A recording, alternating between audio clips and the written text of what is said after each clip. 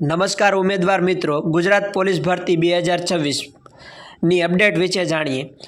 હું મારી ચેનલમાં આપ સૌનું સ્વાગત કરું છું। કેલેન્ડરમાં થયો નવી પોલીસ ભરતીનો ધોધમાર વરસાદ। 14,283 જગ્યા માટે પોલીસ ભરતીની અપડેટ। પોલીસ ભરતી ઉમેદવાર માટે સારા સમાચાર।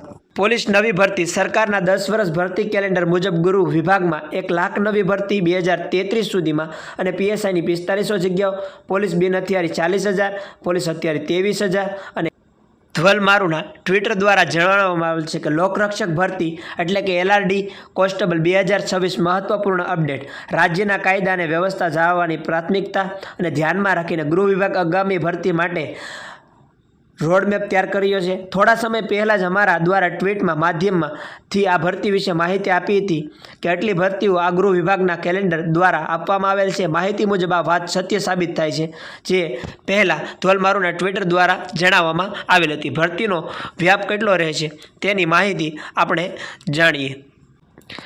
ભરતીનો વ્યાપ કુલ જગ્યા 14,283 અને વર્ષ 2026થી 27માં અને કેડર પ્રમાણે જગ્યાઓ આવશે।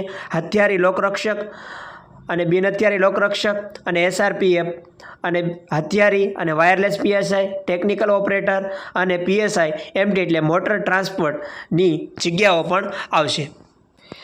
અને સરકાર દ્વારા અને પોલીસ ભરતી બોર્ડ દ્વારા એક પત્ર જાહેર કરવામાં આવેલો હતો। Consider the priority meaning the of law and order was decide the field current vacancy 14,283 post હતી એટલે ફ્લોવિંગ 7 કેડર હોમ ડિપાર્ટમેન્ટ અને પબ્લિક કોન્સ્ટેબલ એટલે કે બિન હથિયારી અને પોલીસ કોન્સ્ટેબલ એટલે હથિયારી, પછી આમ એટલે એસઆરપીએફની વાત થઈ રહી છે અને આમ પોલીસ કોન્સ્ટેબલ એસઆરપીએફ અને પીએસઆઈ વાયરલેસ અને ટેકનિકલ ઓપરેટર અને પીએસઆઈ મોટર વ્હીકલ।